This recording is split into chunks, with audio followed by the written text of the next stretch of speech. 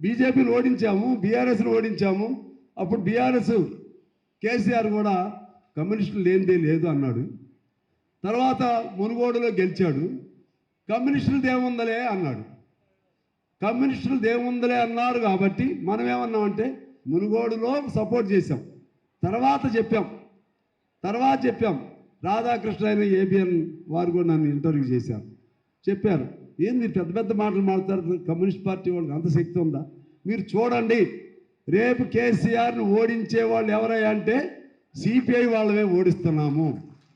CPM కూడా ఇంకప్పటికి లైన్లోకి రాలేదు. సిపిఐ వాళ్ళమే ఓడిస్తున్నాము చెప్పాం. తర్వాత కూడా కలిశాను.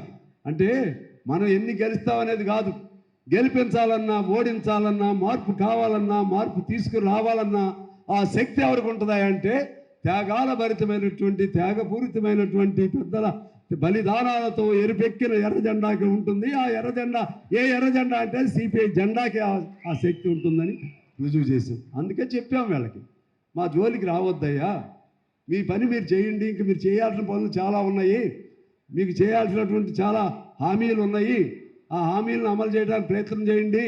మీకు కుదరకపోతే మాకు ఇది పరిస్థితి ఉందని వైట్ పేపర్ ఇవ్వండి, మా దగ్గర డబ్బు లేదు, ఇది ఇంత మేరకు చేస్తున్నాం, ఇంత మేరకు చేయలేకపోతున్నాం, మీ సహకారం కావాలని అడగండి. ఇటువంటియే కదా మేము చెప్పేది. అది కూడా మీరు భరించలేరా? అందుకని కమ్యూనిస్ట్ పార్టీగా దేశంలో అయినా రాష్ట్రంలో అయినా సరే ఎక్కడ ప్రజా సమస్య ఉంటే ఆ ప్రజా సమస్య పైన మన జెండా ఉండాల్సిందే, ఆ ప్రజల తరపున మనం ఉండాల్సిందే. ఎన్నికలు వచ్చినప్పుడు చూసుకుందాం, ఎన్నికలు వచ్చినప్పుడు అక్కడ ఉన్నప్పుడు ప్రజల భావాలకు అనుగుణంగా. ఇప్పుడైతే పొత్తు పార్టీయే. మనం ఎన్నికలు వచ్చినప్పుడు ఇదే కొనసాగి ఇదే పద్ధతుల్లో వాడికంటే వీళ్ళు బెటర్ అనుకుంటే మీతోనే ఉండు, కానీ ఎవరు లేదనుకుంటే మేము సొంతంగా ఉంటాం. గెలవనికి ఓడిపోని. నేను ఖమ్మం జిల్లాని కోరుతా ఉన్నాను, మీరు ఎప్పుడు కూడా ఈసారి అంటే మీరు అనొచ్చు మళ్ళీ పైన పొత్తులు ఉన్నప్పుడు ఒక సీటుకే పరిమితం అవుతున్నారు కదా.